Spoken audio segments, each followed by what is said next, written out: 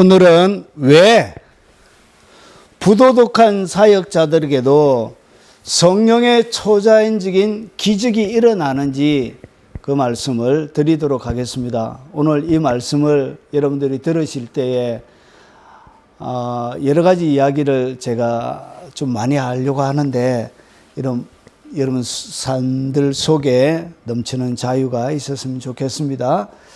끝까지 중간중간에 중요한 이야기가 많이 나오기 때문에 끝까지 시청하시면 여러분에게 많은 도움이 되실 것입니다. 자, 바울이 두려워하는 것이 하나 있었습니다. 바울은 그의 평생의 사역 동안 두려워하는 것이 하나 있었습니다. 그것이 뭐냐면 고린도전서 9장 27절에 보면 내가 내 몸을 쳐서 복종하게 하면 내가 남에게 전파한 후에 자신이 도리어 버림을 당할까 두려워함이로다. 그러니까 자기가 첫 번째로 뭐냐면 남에게 전파했다는 얘기는 자기가 복음의 사역을 한 것입니다. 복음의 사역을 하고 나서 자신이 도리어 버림을 당할까 봐 두려워했다는 것이죠. 그래서 버림을 당한다는 이 이야기, 자세한 이야기는 히브리서에 설명이 되어지고 있습니다. 여기까지 다 하기는 시간이 너무 많이 걸리고, 그래서 이 바울이 뭘 두려워했냐? 자기가 복음을 전파하고 나서 자기가 오히려 버림을 당할 수 있다는 데 대하여 바울은 그의 마음속에 평생 두려움을 가지고 그렇게 살았다는 것이죠. 자, 그러면 왜 두려움을 가졌는지 뒤에 짧게 한번 설명을 드리도록 하겠습니다. 자, 보십시오. 위대한 하나님의 사역자들은 보통 어떻게 무너지냐면 보통 세 가지 것으로 사역자들은 무너지게 되어져 있습니다. 이것은 사역자들만 그런 게 아니에요. 이것은 모든 성도들에게도 똑같이 적용이 되어지는데 특별히 사역자들에게 직분을 많이 가지고 있는 사람들에게 대표적으로 이 세 가지를 통하여 넘어지게 되어집니다. 첫 번째는 뭐냐면 명예와 권력욕입니다. 명예욕. 남들에게 인정받고자 하는 명예욕. 그리고 담임 목사가 되면 막 전횡을 해요. 막 불법을 막. 그리고 이런 권력에 대한 욕심. 이런 것들 때문에 어떻게 하냐. 이것이 이 위대한 사역자들을 무너지게 만들어요. 그래서 2만 명의 추종자가 생기면 정신적으로 2만 명의 추종자가 생기면 사람이 미쳐간대. 그러니까 정신적으로 이상이 되어져 간대. 그래서 아주 우리나라의 대표적인 목사도 갑자기 이름을 바뀌었죠. 무슨 다윗이라고. 그러고 나서 다시 원래 이름으로 돌아왔는데 그렇게 바뀌어져 가는 것입니다. 사람이. 그러면 이 권력욕, 이것은 뭐냐면 구약시대에 사울이라는 왕이 있었습니다. 하나님의 왕으로 첫 번째 선택함을 받았던 사람이죠. 하나님께서 명령이 뭐냐? 가서 죄인 아말렉을 진멸해야 돼. 다 없어지기까지 치라. 그래서 근데 어떻게 했냐?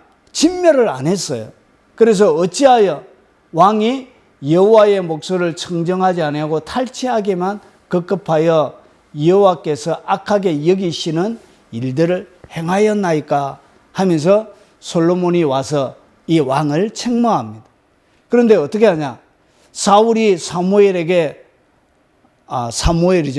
이르되 내가 범죄하였나이다. 내가 여호와의 명령과 당신의 말을 어긴 것은 내가 백성을 두려워하여 그들의 말을 청종하였습니다. 그러니까 이 권력욕과 명예욕에 딱 사로잡힌 사람의 전형적인 특징이 뭐냐면 그때부터 하나님을 두려워하지 않고 누구를 더 두려워하게 된다고요. 사람을 더 두려워하게 되어집니다. 그리고 자기를 추종하는 사람들의 눈치를 더 많이 보게 되어져요. 청하오니 지금 내 죄를 사고 나와 함께 돌아가 나로 하여금 여호와께 경배하게 하소서. 그는 이미 하나님 앞에 예배 드린 데 대해 아무런 관심이 없는 사람이에요. 하나님이 그에게 중요하지 않아요.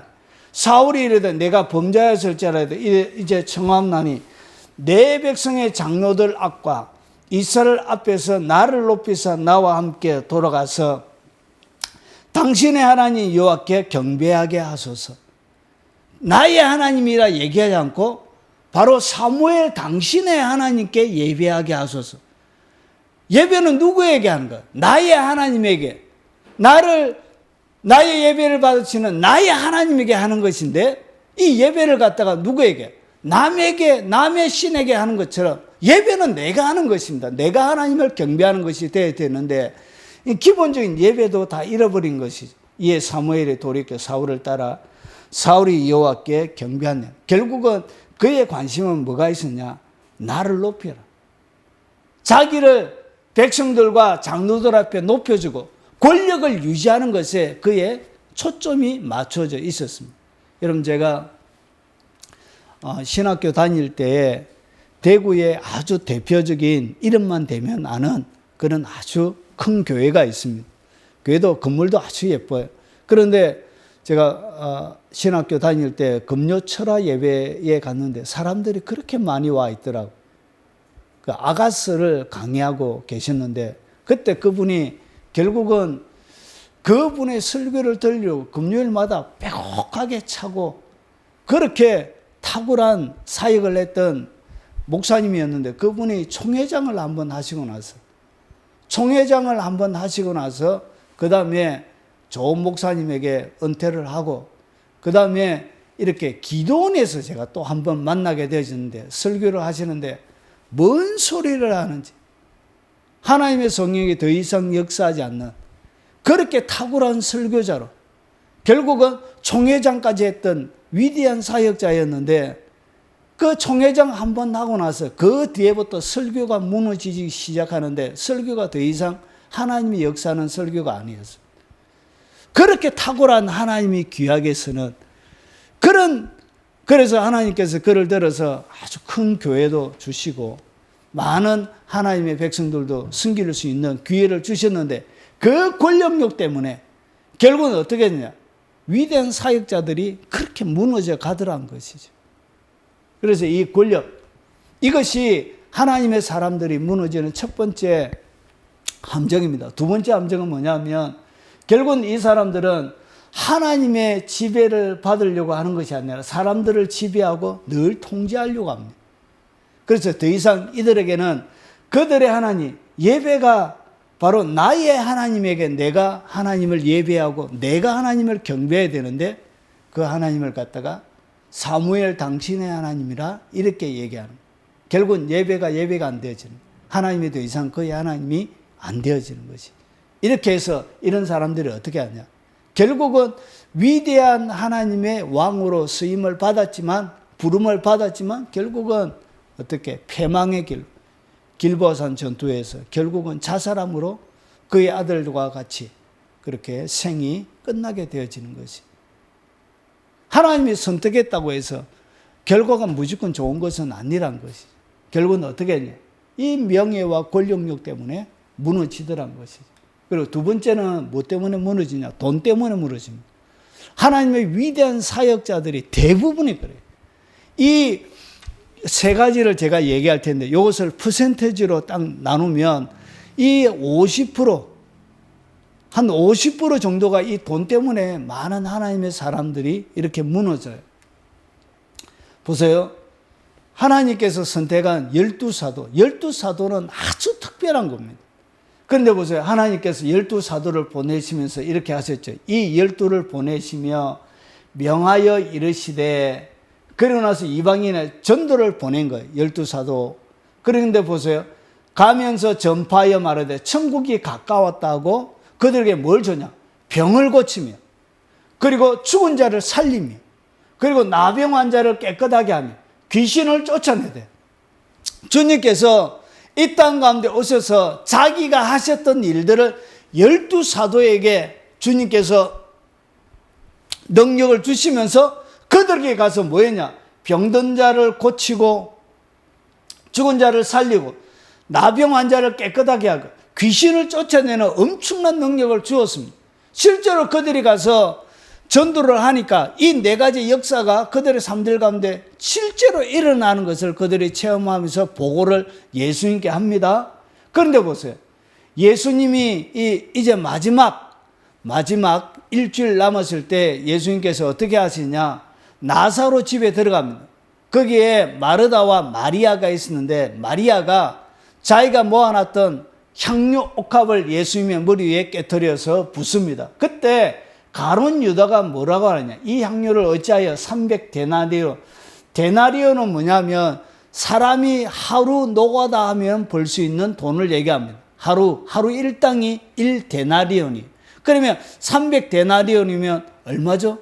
여러분 지금 보통 하루 일당이 나가면 한 12만 원쯤 돼요. 노가다 일용직 나가면 12만 원.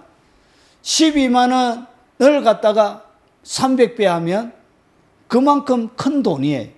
결국은 10배 하면 120만 원. 그리고 100배 하면 1200만 원. 그러면 3600만 원 정도 되는 그 향료 옥합이에요. 3600만 원. 그 옥합을 깨뜨려서 이렇게 얘기하는데 이렇게 말하면 가난한 자를 생각함이 아니에요. 그는 도둑이라. 가룟 유다를 얘기합니다. 동괴를 막고 거기 넣는 것을 훔쳐감이더라. 이 가룟 유다는 엄청난 능력을 그도 전도하면서 체험을 한 사람. 예수님이 행하는 모든 일들을 예수님 3년 6개월 동안 따라다니면서 다 그 옆에서 직접 지켜보고 예수님과 먹고 마시며 같이 잤던 그런 사람이 누구예요? 그런 사람이 가룟 유다예요. 그런데 보세요. 그가 왜 무너지죠? 결국은 그는 도둑이라. 동괴를 막고 거기 넣는 것을 훔쳐가면 거기에는 뭐가 중요하게 되어져 있냐? 결국은 가룟 유다는 돈 때문에 넘어지는 거예요.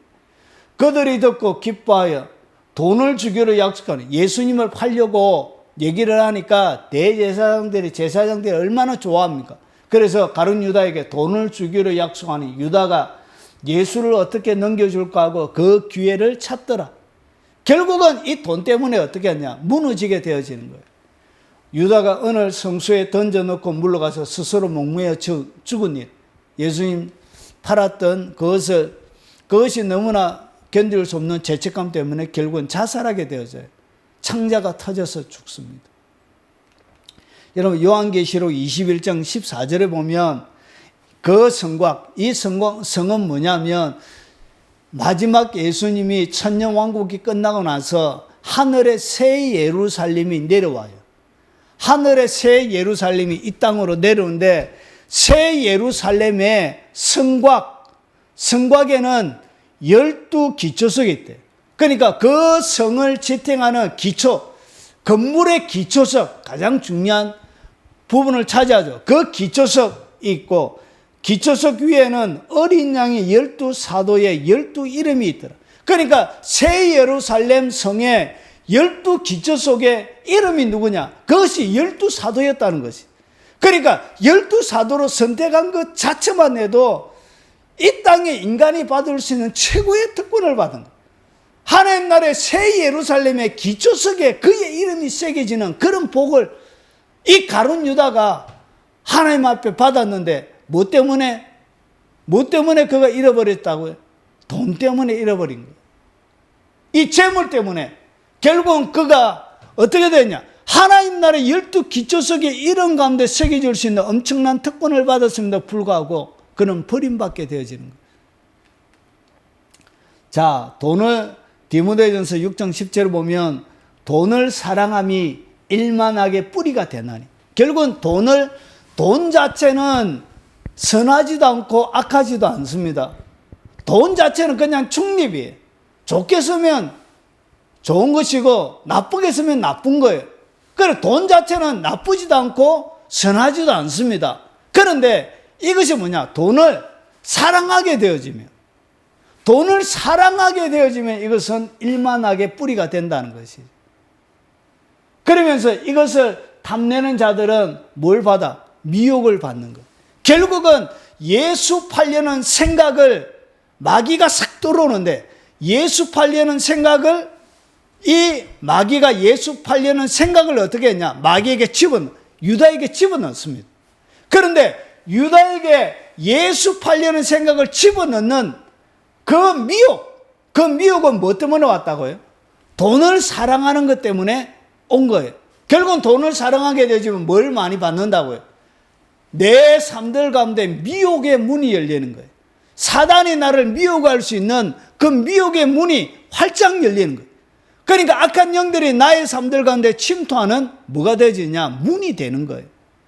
그리고 이 때문에 미혹을 받아서 결국은 어떻게 했냐? 예수를 믿는 믿음에서 그가 떠나.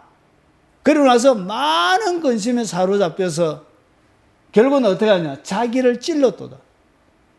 이것을 갖다가 디모데 전서 6장 킹제임스 함정역은 이렇게 번역을 해놨습니다. 돈을 사랑함이 모든 악의 뿌리니 어떤 자들은 돈을 탐내다가 믿음에서 떠나 잘못하고 많은 고통으로 자기를 찔러 꿰뚫었도다. 찔러 꿰뚫었다는 요 번역이 원문의 정확한 번역이에요. 관통했다는 거예요. 원문의 요 찔렀다는 요것은 관통했다는 거예요. 단순하게 찌른 것이 아니고 관통했다는 거예요. 관통. 몸을. 결국은 어떻게 했냐? 관통해서 창자가 다 터져서 결국은 죽게 되어진 것이죠. 그래서 하나님의 위대한 하나님의 사람들은 결국은 어떻게 망하냐? 이 돈 때문에 많은 하나님의 탁월한 사람들이 망하게 되어지는 것이죠.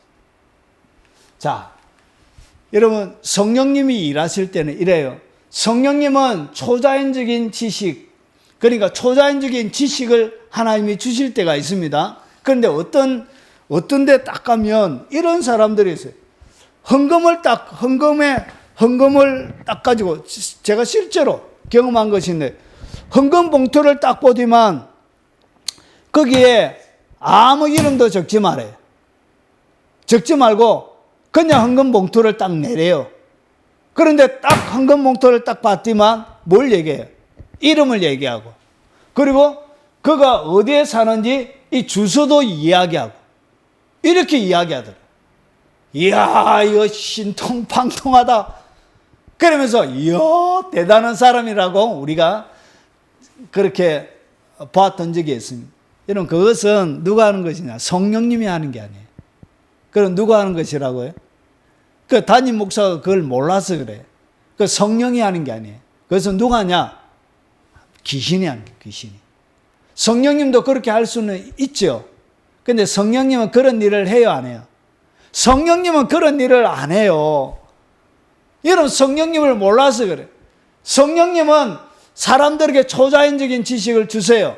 주시는데 이름이나 조수나, 그리고 이 사람들은 주로 뭐 했냐? 결국은 남의 주머니에 있는 그 돈을 자기 주머니로 다 끌어서 가더라고요. 사역의 마지막은 그거였습니다.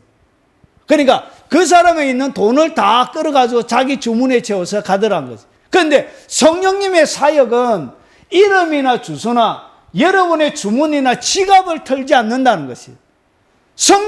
여러분의 지갑 터는 것이 하나님의 영광 드러나는 거하고 무슨 상관이 있습니까? 그런데 이런 거짓 선지자들, 이 거짓 사역자들이 너무나 많이 있습니다. 성령께서 때로는 초자연적인 지식으로 여러분만이 알고 있는 비밀이나 무엇을 드러낼 때가 있습니다. 마치 여러분만 알고 있는데 부모도 모르고 여러분만 딱 알고 있는데 그 비밀을 딱 드러낼 때가 있습니다. 어떤 집회나 어떤 현장에 잘 보세요. 그런데 보세요. 드러내는 것을 통하여서 왜 하나님께서 그것을 드러내냐? 그 드러냄을 통하여 그 사람을 돕기 위해서 하는 거예요. 돕기 위해서. 그리고 이것을 통해서 하나님께 영광을 돌리기 위해서 그런 일을, 비밀들을 하나님의 사역자들에게 가르쳐 주어서 뭐하냐? 드러내요. 그런데 이것은 그것이 아니고 어떤 사람은 이렇게 세워가지고 막 이야기하면서 자기만 알고 있는 비밀을 막 얘기해서 하나님의 성령은 그 사람들을 공개적인 장소에서 그 사람들에게 핀잔 주고 그 사람들에게 쫑구 주고 그리고 그 사람들을 부끄럽게 수치스럽게 만드는 일을 성령님은 하세요, 안 하세요? 안 하세요. 그런데 그렇게 하는 많은 사역자들이 있습니다. 그런 것은 다 누가 하는 것이라고요? 성령이 하는 게 아니에요. 성령이 하는 것이 아니고 누가 하냐? 악한 귀신들이 하는 거예요. 결국은 하나님의 사역을 한다면서 누구의 지시를 받아서 하는 거예요? 자기도 모르는 사이에 귀신에게 문을 열어놓은 거예요. 뭐 때문에? 돈 때문에, 돈 때문에. 결국은 돈 때문에 어떻게 했냐? 미혹을 받아서 믿음에 떠나버린 거예요. 결국은 누가? 사역을 하려고 하니까 뭐가 필요해요? 성령님이 자기와 함께 했던 그 성령님의 초자연적인 지식이 늘 드러나야 되잖아요. 그래서 어떻게 하냐? 성령님이 안 주실 때는 사역을 안 해야 되는데, 성령님이 안 주실 때는 그런 사역이 아니라 초자연적인 지식의 사역이 아니고 뭐 해야 된다고? 그냥 말씀만 전하면 되는데 계속 하려고 하니까 결국은 누구를 초청하게 된다고. 문을 열어놓으니까 귀신들이 그의 사역 가운데 역사를 하게 됩니다. 실제로 이런 사역들이 현장 가운데 많이 있고 많은 하나님의 사람들을 무너뜨리고 그 백성들을 무너뜨린 거예요. 자, 그리고 올바른 성령의 역사는 언제나 사람들의 주의를 누구께 인도한다고요? 하나님께 데려다 놓는다는 것이에요. 사역을 성령님이 하는 모든 사역들은 결국은 그 사역의 결과가 다 끝나고 난 다음에 어떠한 사역을 한 위대한 사역자, 사람에게 초점을 맞추는 것도 아니고 목사에게 초점을 맞추는 것도 아니고 그 사역 현장, 집회 현장에서 다 참여하고 내가 집에 갈 때는 나를 누구 앞에서 데려다 놔야 된다고요. 하나님 앞에 나를 있게 만들어주는 것이 그것이 뭐냐? 그게 성령님이 하시는 사역이라는 것이죠. 그런데 그 성령님 하나님 앞에 내가 가 있지 않고 이상하게 내 마음속에 평화도 없고 뭔가 사기를 당한 것 같고 뭔가 내 마음속에 하나님 앞에 더 멀어져 있는 뭔가 깨림직한 그런 것들이 있다면 여러분 미안하지만 그 집회 가운데는 귀신의 노름 가운데 여러분이 참석한 것입니다. 성령은 절대로 그런 일을 하지 않습니다. 성령은 언제나 말씀과 일치하여 언제나 그리스도를 높이고 사람을 높이고 사람에게 집중하지 않게 하는 것입니다. 이것이 성령님이 하시는 거예요. 그런데 많은 하나님의 사람들이 어떻게 하냐? 이 돈 때문에 결국은 어떻게 하냐? 무너지게 되는 거예요. 여러분 최근에 아프리카에도 아주 젊은 탁월한 그런 성령의 운행함이 있는 그런 사역자들이 돈 횡령해가지고 결국은 그 나라 교회에서 있지 못하고 다른 나라로 도피해서 가는 사건이 인터넷 기사에 나기도 했습니다. 그 아프리카의 그 사역들이 굉장히 큰 사역이었죠. 실제로 제가 집회하는 현장을 봤는데 방언으로 기도하니까 사람들이 그냥 쫙 넘어가고 제가 한 번도 보지 못한 그런 성령의 역사들이 실제로 사역의 현장 가운데 일어나는 것을 제가 직접 영상으로 보았습니다. 뭐 때문에 무너지더라고요? 돈 때문에 무너지는 거예요. 그리고 세 번째는 뭐냐면 성적 타락 때문에 무너집니다. 성적. 삼손이죠. 하나님께서 그에게 복을 주시죠. 어릴 때부터, 태어날 때부터. 삼손이 가사에 가서 거기서 한 기생을 보고 그에게 들어갔더니 그리고 또 어떻게 그 위에 삼손이 소래 골짜기에 드릴라라는 이런 여인을 살아가며 하나님의 위대한 나시린으로 태어날 때부터 특별한 선택을 받았던 위대한 사야사였지만 그는 무엇 때문에 눈이 뽑히고 결국은 마지막에는 그 건물 무너짐에 그도 같이 이렇게 옥에서 맷돌을 돌리게 하고 이런 비참한 결과가 그의 삶들 가운데 일어난 결국은 성적인 타락 때문에 그런 것입니다. 그래서 많은 하나님의 사역자들이 무엇 때문에 무너지냐? 성적인 타락 때문에 무너지는 것입니다. 그래서 이런 세계적으로 촉망받던 많은 사역자들이 결국은 이런 것 때문에 결국은 감옥에 들어가서 지금도 실제로 성령의 역사가 많이 일어났던 목사님인데 성도들을 보내가지고 결국은 감옥에 가 있는 목사들도 있는 것이 결국은 요 세 가지 때문에 하나님의 사역자들은 만다 무너지게 되는 것입니다.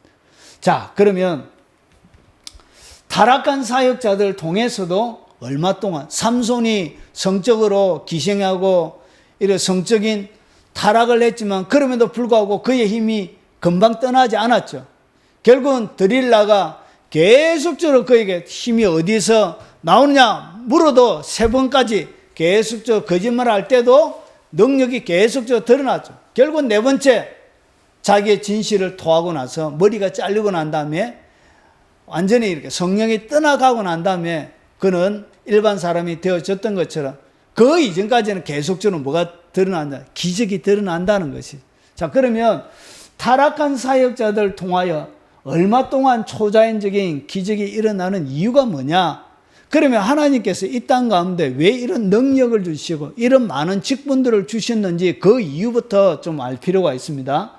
하나님이 사역자를 세워 직분을 주신 이유가 뭐냐? 왜 하나님께서 어떤 사람은 사도로, 어떤 사람은 선지자로, 어떤 사람은 복음 전하는 자로, 어떤 사람은 목사와 교사로, 그리고 이런 직분을 주시고 이들에게 초자연적인 능력을 주셨느냐?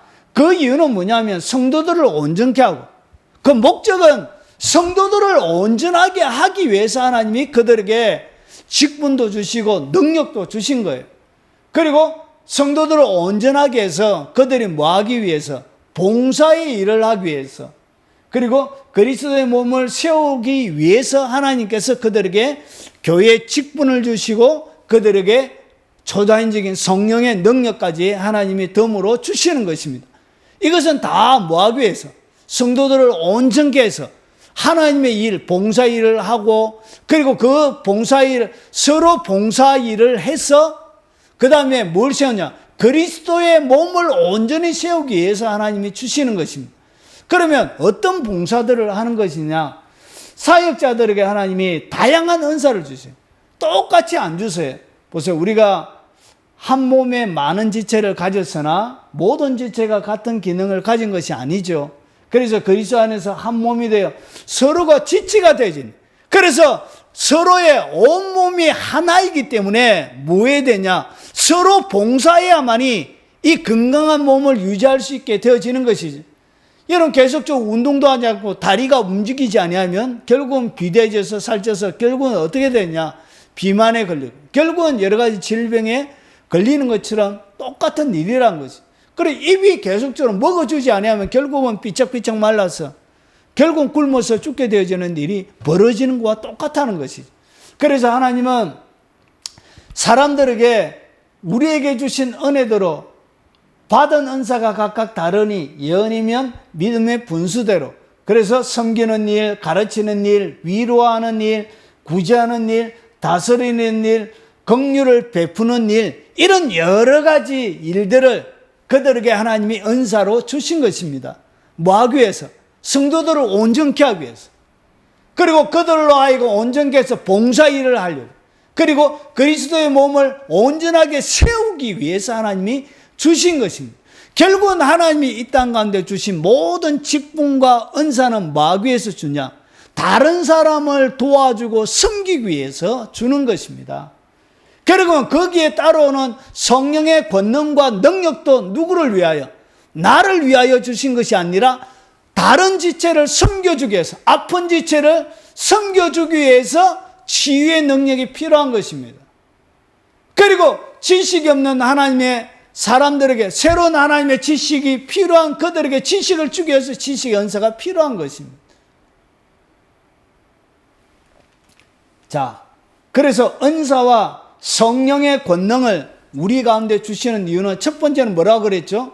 봉사 일을 하기 위해서, 몸을 세우기 위해서 주었다고 그랬죠. 그리고 또 한 가지는 왜 하나님께서 이 성령의 권능, 초자연적인 기적을 우리의 삶들 가운데 주냐? 자, 그 이유를 설명합니다. 오직 성령이 너희에게 임하시면 너희가 뭘 받고? 권능을 받는다는 것이죠. 권능. 하나님이 성령이 우리에게 임하시면 권능을 받는데, 이 권능은 뭐하기 위해서 주냐? 내 증인이 되리라 하시니 결국은 전도를 위해서 주는 것입니다. 하나님께서 우리에게 주시는 모든 이 초자연적인 기적은 뭘 위해서 주시는 것이라고요? 성도들을 섬기고, 그리고 또 한 가지는 뭐하기 위해서? 전도하기 위해서 주시는 것입니다. 여러분, 내가 성령 세례 못 받았다고 해서 구원 못 받습니까? 그런 것이 아니에요. 성령의 능력, 이 성령의 세례는 뭐하기 위해서 주시는 것이냐? 전도할 때 필요하기 위해서 하나님이 그들에게 받으라고 하신 것입니다. 결국은 효과적인 전도를 위해서는 뭐가 필요하다? 성령의 권능이 필요한 것입니다. 참으로 주님의 증인이 되기 위해서 권능이 필요한 것입니다. 그래서 주시는 것이에요. 그래서 앞에서 나오는 로마서 12장의 은사와 그리고 고린도전서 12장에 나오는 은사는 다릅니다. 그래서 이것은 뭐냐? 고린도전서 12장에 나오는 은사는 성령 세례를 받고 난 다음에 하나님께서 주시는 그런 은사들입니다. 이거 초자연적인 것들이에요. 자, 그래서 보세요. 은사는 여러 가지나 성령은 같고 직분은 여러 가지나 주는 같으며 사역은 여러 가지지만 모든 것을 모든 사람 가운데 이루시는 하나님은 같으니 각 사람의 성령의 나타나심은 뭐하기 위해서 주시는 것이라고? 유익을 위해서 주는 것입니다. 유익. 결국은 이 모든 성령은 뭐하기 위해서 주시는 것이라고? 유익하기 때문에 주는 것입니다. 자, 다 읽으면 시간이 걸리니까 결국은 이 성령의 은사와 권능, 이런 초자연적인 기적은 그리스도의 몸을 뭐하기 위해서? 세우기 위해서. 그리고 뭐하기 위해서? 전도하기 위해서. 그리고 이것이 그들에게 유익하기 때문에 하나님이 주시는 것입니다. 여기까지는 이해가 되시죠? 자, 그래서 이 성령의 9가지 은사를 조금만 더 살펴볼 필요가 있습니다. 이 성령의 이 9가지, 오늘 이야기하는 주제는 뭐냐면 초자연적인 기적이 왜 타락한 자들, 부도덕한 자들에게 일어나는지에 대한 이유입니다. 그래서 이 성령의 이 9가지 은사를 통하여서 뭐가 일어나냐? 초자연적인 기적이 일어나는 거예요. 그런데 이 9가지 이 성령의 은사는 3가지로 구분이 되어집니다.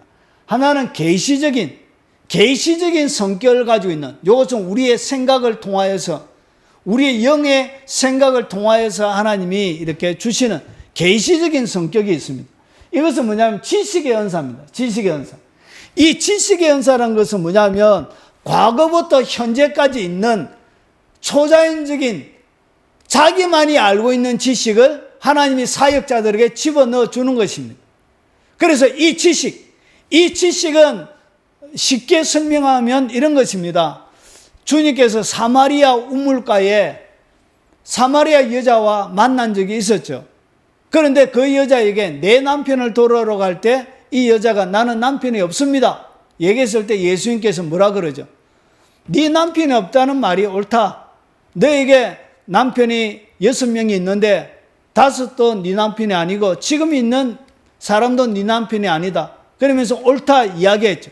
결국은 그녀만이 알고 있는 사실, 한 번도 만난 적이 없는 그 여인에 대한 사실을 뭐하고 있죠? 예수님이 알고 계셨죠. 이것이 뭐냐? 과거부터 현재까지 일어나는 사실에 대한, 이것이 뭐냐? 지식의 은사라는 거예요. 지식의 은사. 자, 그리고 그 다음에 이 계시를 통하여, 우리의 생각을 통하여 주시는 것이 뭐냐? 지혜의 은사예요. 지혜의 은사는 쉽게 이야기하면 이런 거예요.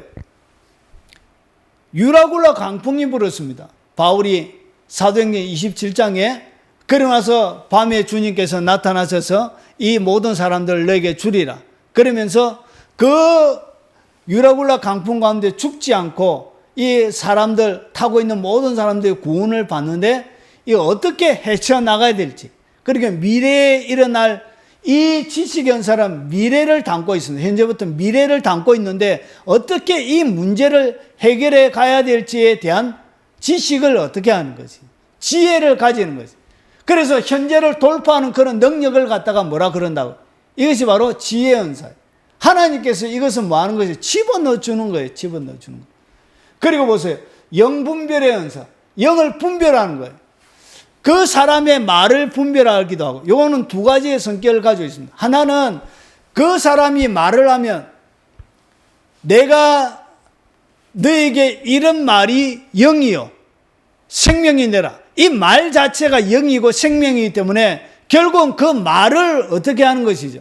말을 분별하는 것이 영분별이고, 그리고 요거는 또 한 가지인데, 이 계시의 은사를 자주 받는 사람들은 주로 선지자 계열에 있는 사람들이 많이 받습니다. 지금은 구약시대 그런 선지자는 없습니다. 그런데 선지자의 특징을 가지고 있는, 그런 사람들은 주로 뭐가 열려? 영안이 열려져 있는 사람. 그래서 영으로 직접 보면서 뭘 하는 거예요? 영을 분별하는 거예요. 그래서 이 계시적 은사, 여러분 잘 이해될 것이 뭐냐면, 여러분이 대단한 선지자 사역을 하는 사람들이 왔다면 여러분의 모든 것을 다 알 것 같지요? 어떻게 생각하세요? 그렇지 않습니다. 이 계시적 은사는 뭐냐면 항상 머물러 있는 것이 아니고 항상 아는 것이 아니에요. 뭐 할 때만 아느냐? 하나님이 그에게 풀어 넣어줄 때만, 그에게 지식을 넣어줄 때만 아는 거예요. 하나님이 항상 열리는 것이, 항상 보는 것이 아니에요. 주님이 열어주실 때만 보는 거예요. 결국은 여러분의 모든 것을 선지자들이 다 아냐 모르냐. 여러분 미국에 현대 선지자라고 하면서 사역하는 수많은 사람들이 있습니다. 어디 보면 선지자 누구 이렇게 붙여서 신문에 나오는 경우들도 있습니다. 여러분 그거 다 믿을 필요가 없습니다. 그리고 여러분의 모든 것을 다 아느냐? 아닙니다. 모릅니다. 어떻게 하냐? 주님이 계시를 통해서 지식의 은사를 주시든지 지혜의 은사를 불어넣어 주시든지 주님이 눈을 열어서 보게 하시든지, 그러니까 주님이 역사할 때만 기름 부어서 주님이 주실 때만 보는 것입니다. 항상 보고 항상 머물러 있는 것이 아니에요. 이것은 항상 그에게 있는 게 아니에요. 그래서 여기에 뭐가 문제가 생기냐면, 이것이 항상 머물러 있는 것이 아니고 항상 사역이 되는 것이 아니니까 이 사람들이 어떻게 하냐? 사역을 보통 이 사람들은 뭐가 없냐? 말씀이 많이 없어요. 설교를 들어보면 하나님의 말씀에 대한 지식이 굉장히 작은 분들이 꽤 많이 있습니다. 그래서 말씀 자체를 말씀이 성령이 기름 부어서 지혜와 계시와 이 영분별을 주시지 않을 때는 뭐 하면 안 된다고요? 사역을 안 해야 되는데, 결국은 자기들 속에 하나님의 설교를 통하여, 말씀을 통하여 할 수 있는 설교의 능력이 없으니까, 설교의 기름 부음이 없으니까 뭐 하지 못해요? 설교 자체를 잘 해내지를 못하는 거예요. 그래서 결국은 어떻게 하냐? 자기들이 조작해내기 시작하는 거예요. 인위적으로 이것을 자기들이 조작해내려고 하는 그 순간 뭐가 열리는 거예요? 인위적으로 하려는 그 순간 마귀에게 기회를 주게 되는 거죠. 마귀가 역사할 수 있는 통로가 열리기 시작하는 거예요. 그러면서 이때부터 뭐가 되느냐? 마귀가 침투해서, 그리고 성령이 아닌 그 마귀의 친밀한 영들이 그에게 와서 하는 이야기, 마치 무당들이 하는 이야기처럼 그들이 하는 악한 영의 조종 가운데서 이런 일들을 하는 거예요. 그런데 문제는 뭐냐? 진리를 통하여 이것을 분별해야 되는데 분별할 수 있는 능력도 없는 거예요. 이렇게 해서 어떻게 하냐? 하나님의 사람들이 무너져 가는 거예요. 그래서 한날은 월요일은 사역을 너무나 성령이 인도하는 대로 잘했는데 다음날 딱 섰는데 뭐가 없어요? 성령의 기름 부음이 안 오는 거예요. 성령의 기름 부음이 안 오면 뭐 하면 안 된다고요? 하나님이 지혜의 은사를 붙지 않으면 그냥 사역을 안 해야 되는데 안 할 수는 없으니까 인위적으로 조작해내는 거예요. 그래서 타락해 가는 거예요. 그래서 어떻게 하냐? 무너지는 거예요. 그런데도 그 다음날은 또 성령이 또 역사할 수 있습니까? 없습니까? 있는 거예요. 그런데 왜 이렇게 타락한 사람들에게도 하나님이 그들에게 주시느냐? 이 모든 성령의 은사와 기적들은 자신을 위해서 주는 것이 아니고 누구를 위해서 주는 것이라고요? 타인을 위해서 주는 거예요. 타인을 섬기기 위해서 주는 것이에요. 그래서 하나님의 백성, 하나님이 사랑하는 그 사랑 때문에 하나님이 어떻게 하냐? 이 타락한 자일지라도 하나님이 그에게 때로는 은사들이 흘러가서 하나님의 사람들을 고치기도 하고 하나님 사람들에게 온전하게 하고 유익도 주게 하는 거예요. 결국은 이것은 뭐 때문에? 그 사역을 받고 그 집회에 참석한 그 하나님의 사람들 때문에 주는 거예요. 이 사역자들 때문에 주는 것이 아니라는 것이죠. 그래서 이 계시 은사는 항상 머물러 있는 것이 아니에요. 언제 주는 것이라고요? 성령님이 기름 부어서 열어줄 때만 주는 것이에요. 그리고 그 다음에 이 권능의 성격을 가지고 있는 은사가 뭐냐? 그것이 바로 믿음의 은사예요. 여러분, 어떤 일을 주님이 시키는데 도저히 할 수가 없는 거예요. 두려워서 일을 진행시킬 수가 없는 거예요.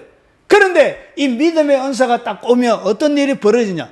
거기에 대한 용기가 생기고 담대함이 생기고 돌파의 능력이 생겨가는 것이죠.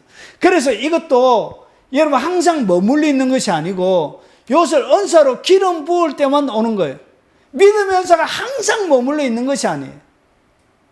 항상 그의 속에 존재해져 있는 것이 아니고 하나님이 말할 때 기름 부어 주실 때 그때 믿음의 은사가 부어지는 거예요. 그리고 신유, 병 고치는 것을 얘기하는 것이죠. 그리고 능력을 행하는 것, 여러 가지 어려운 일들에 대해서 귀신을 쫓아내는 것, 이런 것, 여러 가지 장애물이 쌓여져 있을 때 장애물을 뚫어내는 것. 여러분 큰 사회 갈 때 여러분 대형 집회를 해놨는데 태풍이 온다는 소식을 들을 때 큰 사역자들이 때론 뭐하죠? 실제로 태풍을 명해서 태풍을 흩어버리는 그런 사역, 그런 권능들. 여러분 제프 젠슨 목사님이 토네이도가 막 강력하게 오는데 실제로 영상을 찍어가지고 보여주는 것을 제가 봤는데 그 토네이도가 다가오는 그 토네이도를 향해서 토네이도에게 명령하니까 그렇게 회오리 치면서 다가오는 토네이도가 어떻게 그 자리에서 흩어지는, 예수님이 풍랑이는 바다를 향하여 명령하셨죠. 잔잔하라 하니까 풍랑이는 바다가 잔잔해지는, 이런 것이 뭐라고? 이런 것이 바로 능력이란 것이죠. 그런데 이것은 항상 머물러 있는 것이 아니에요. 머물러 있는 것이 아니고 하나님이 기름 부어줄 때만, 하나님의 성령이 그에게 강력하게 기름 부어서 시킬 때만 그때 일어나는 거예요. 그래서 이 두 가지는 항상 머물러 있는 것이 아니에요. 여러분 조인규 목사님의 그 기도라는 그 책에 보면 자기도 두려울 때가 많이 있다. 그래서 눈 뜨면 의심이 생기고 눈 감으면 믿음이 생겨. 그래서 두려움이 들 때마다 어떻게? 자기도 병든 자 신유 집회를 하기 전에 항상 방언 기도를 2시간씩, 그리고 제가 초창기 때 들으니까 주일 설교를 위해서 5시간씩 기도한다는 얘기를 제가 읽은 적이 있습니다. 설교를 위해서, 그리고 사역을 위해서. 결국은 그 속에 항상 머물러 있는 것이죠. 그에게도 병든 자를 고치는 것이 뭐냐? 두렵더라는 것이죠. 그의 고백이. 그도 두려운 거예요. 그런데 뭐 하니까? 기도하니까.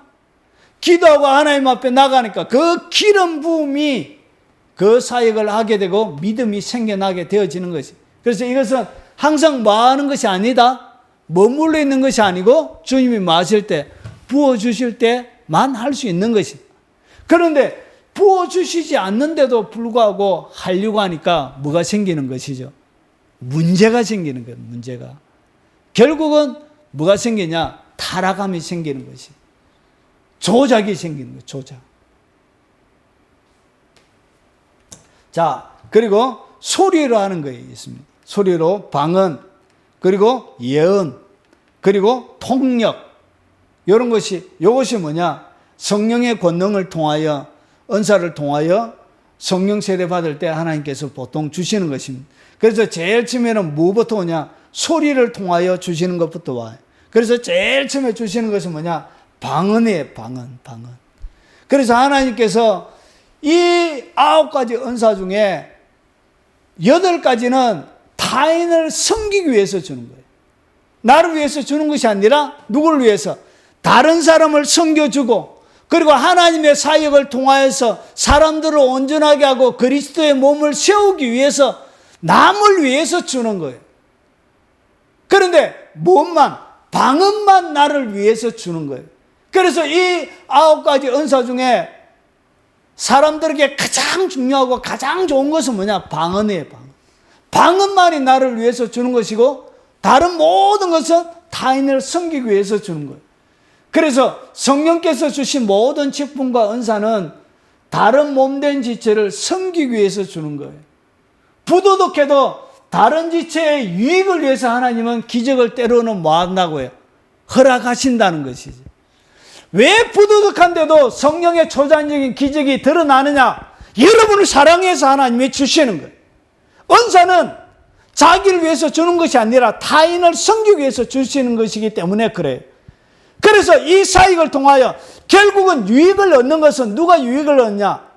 하나님의 앞에 나온 하나님의 백성들이 유익을 얻기 때문에 그런 타락한 자일지라도 하나님의 은사를 때로는 허락해 주시는 거예요. 결국은 이렇게 사역하다가 이런 사람들은 결국은 어떻게 해야 되냐? 무너지고 넘어지고. 그리고 보세요. 모든 사역의 이유와 목적은 하나님 사랑이 이 목적이 돼야지. 사역을 왜 하느냐? 사역을 하는 이유. 그리고 사역을 하는 진짜 목적이 뭐냐? 명예를 위해서, 권력을 위해서, 돈을 얻기 위해서, 내 쾌락을 채우기 위해서 하는 것이 아니고 하나님을 사랑하기 때문에 이 사역을 해야 되고, 그리고 이것이 최종적인 목적이 되어져야 되는 것이. 그래서 이 하나님을 향한 그 사랑이 결국은 어떻게 되냐? 그 사랑의 결과로 이웃을 향한 사랑과 헌신, 이런 사역이 되어져야 내가 뭐하지 않는다고요. 내가 버림받지 않게 되어지는. 그래서 예수님은 항상 사역자들에게 베드로에게 물으셨던 것처럼 네가 나를 사랑하느냐? 그것을 끊임없이 묻는 거예요. 왜 그러냐? 주님을 향한 사랑이 없으면, 주님을 향한 그 사랑이 깨어져 버리면 그 뒤에부터는 모든 것이 뭐가 되어지냐? 일이 되어지는 거예요. 그리고 이것은 결국 나의 목적을 성취하기 위한 하나의 도구가 되어지는 거예요. 결국은 이 사람들도 결국은 어떻게 되냐? 나의 목적을 성취하기 위한 하나의 도구처럼 사람을 사용하게 되어지는 거예요. 결국은 이렇게 해서 타락하게 되어지는 것입니다. 마무리하겠습니다. 하나님의 사역자들과 성도들이 그래서 조심해야 되는 것이 뭐냐? 그래서 바울이 했던 것처럼 내 몸을 쳐서 뭐하게 하라? 끊임없이 복종하라는 것이. 사역자들만 그런 것이 아니고 모든 성도도 마찬가지라는 것이. 복음을 전파하기 위해, 그리고 버림당할까 봐 내가 내 몸을 쳐서 끊임없이 십자가 앞에 복종하지 않으면, 그래서 바울이 뭐라고 하죠? 나는 날마다 십자가 앞에 마누라, 죽노라, 그렇게 얘기하는 것이죠. 결국은 하나님의 선한 말씀, 내세 능력, 기적을 얘기하는 것이죠. 수많은 초자연적인 기적. 이렇게 기적을 맛보고도 타락한 자들은 다시 새롭게 하여 회개할 수 없나니. 그래서 이렇게 하나님의 초자연적인 능력과 기적을 맛보고 이 사람들이 타락하게 되면 뭐가 안 되어진다고요? 회개의 영이 그의 가운데 운행을 하래. 결국은 회개할 수 있는 능력이 성령님이 주시는 것인데 성령님이 뭘 주지 않아요? 회개할 수 있는 능력을 안 주시는 거예요. 결국은 어떻게 하냐? 이 사람들은 결국은 버림받게 되어질 가능성이 많이 있게 되어집니다. 여러분, 그래서 초자연적인 기적의 섬김, 이것도 중요해. 왜냐? 남들을 섬기기 위해서. 결국은 기적이 드러난다고 해서 내가 우쭐할 필요가 있어요, 없어요? 내가 울줄할 필요가 없지. 그것은 나의 능력이 아닌 걸 자기가 잘 알잖아요. 초자연적인 엄청난 능력이 드러난다고 해도 내가 우쭐할 필요가 없어요. 내가 죽은 자를 일으켰던, 수많은 병자를 일으켰던, 벙어리를 말하게 하고 장님을 눈뜨게 하고, 그리고 암을 고치고 수많은 능력을 행했다고 해서 내가 우쭐할 필요가 없어요. 왜 그러냐? 그것은 내가 한 것이 아니고 나의 능력이 아니잖아요. 하나님의 초자연적인 능력을 통해서 남을 섬기기 위한 그냥 도구로 내가 쓰임받았을 뿐이에요. 그냥 그것으로 끝이 나야 되는 거예요. 그것이 아니고 거기에 더 나가면 안 된다는 것이죠. 그래서 초자연적인 기적은 섬김, 그냥 남을 섬기는 거예요. 그것 때문에 자기가 어떤 권세를 가지고 거들먹거리고 남을 통제하고 이렇게 막 하면 그거는 이미 뭐 했다고요? 타락한 거예요. 그리고 초자연적인 기적을 통해서 돈을 막 밝히고 막 돈에 대하여 막 헌금하라 강요하고 그런 것 자체가 뭐라고? 이미 타락해 간 거예요. 그리고 몰래 나쁜 짓 하는 거예요. 그래서 부흥사들 지역마다 세컨드가 있다는 이야기도 많이 돌고 그랬죠. 그런 것들은 이미 넘어간 거예요. 그래서 날 잃어버리지 않는 것이 뭐다? 사역도 중요하지만 나를 잃어버리지 않는 것이 더 중요하다는 것이에요. 그러면서 보세요. 마지막에 읽어보겠습니다. 오직 너 하나님의 사람아, 이것들을 피하고, 앞에 10절에 뭐냐면 돈을 사랑함이 일만하게 뿌리가 되나니, 그 절이에요. 디모데전서 10장이 돈을 사랑함이 일만하게 뿌리가 되나니, 저희가 미혹을 받아 믿음에서 떠나 많은 근심으로 자기를 찔렀도다. 그 말씀 그 다음에 11절이에요. 오직 너 하나님의 사람아, 이것들을 뭐하고? 돈을 사랑함을 피하라, 그 말이에요. 결국은 이것들을 피하고 우리에게 있어야 되는 것이 뭐냐? 어려운 것, 의, 그리고 경건이에요. 경건, 그리고 믿음, 그 다음에 사랑, 인내, 온유를 따르라는 것이죠. 사역도 무엇으로? 믿음으로 하고, 사역을 사랑으로 하고, 사역을 인내로 하고, 사역을 온유로 하라는 것이죠. 그래서 믿음의 선한 싸움을 싸우라, 그리고 영생을 취하라. 이를 위하여 내가 부르심을 받았고 많은 증인 앞에서 선한 증언을 하였도다. 결국은 우리가 최종적으로 마지막은 뭐냐? 요 말씀을 이렇게 번역해 놨습니다. 이 번역이 더 성경 원문에 정확합니다. 믿음의 선한 싸움을 싸우십시오. 영생을 얻으십시오. 하나님께서 영생을 얻게 하시려고 그대를 부르셨고, 나를 부르신 이유가 뭐라고요? 위대한 사역, 초자연적인 기적이 아니란 것이죠. 나를 부르신 최종적인 하나님의 목적은 무엇에서 부르냐? 영생을 얻게 하시려고 부르신 것입니다. 믿습니까? 이것이 최종적인 목적이 되어야 되는 거예요. 그리고 또 그대는 많은 증인들 앞에 훌륭하게 신앙을 고백하였습니다. 그래서 최종적인 것은 결국은 내가 영혼의 구원을 받는 것이 최종적이란 것이죠. 여러분, 정리하면서 마무리하겠습니다. 여러분, 하나님의 선한 사역자들은 절대로 뭘 밝히지 않는다고요? 여러분의 주머니에 있는 것을 갖다가 그 사람의 주머니로 여러분의 값진 것을 옮기지 않습니다. 하나님의 사역자들의 최고의 관심은 결국 뭐냐? 여러분을 온전하게 해서, 그리고 여러분을 통하여 하나님의 위대한 일을 하고, 결국은 하나님의 그리스도의 몸을 세우고 하나님의 영광을 드러내는 것이, 그것이 성령님이 하는 사역입니다. 여러분을 속박하거나, 그리고 여러분 선지자나 어떤 사람들의 지도를 여러분을 따라가는 것은 하나님이 원하는 것이 아니에요. 로마서 8장에 보니까 성령을 따라가는 것이, 성령의 지배를 받고 그 성령의 흐름을 따라가는 것이 하나님의 사람이지, 어떤 사람을 따라가는 것은 하나님의 사람이 아닙니다. 어떤 선지자도 여러분의 삶들 가운데 여러분을 축원하거나, 여러분을 인도하거나, 여러분을 지배하거나, 그리고 여러분의 모든 생활들을 통제하게 여러분이 만들지 마시기 바랍니다. 누구만이 여러분을 통제하고 지배하고 이끌어갈 수 있다? 오직 성령님만이. 그래서 여러분 속에 더 큰 분이 여러분 속에 계신 것입니다. 그래서 늘 성령과 동행하고, 그 성령님이 주시는 것은 자유입니다. 자유, 평안이고 희락과 안식입니다. 그 희락과 안식 속에 늘 하나님의 사람으로 살아가는 복이 있으시길 주의 이름으로 축원합니다.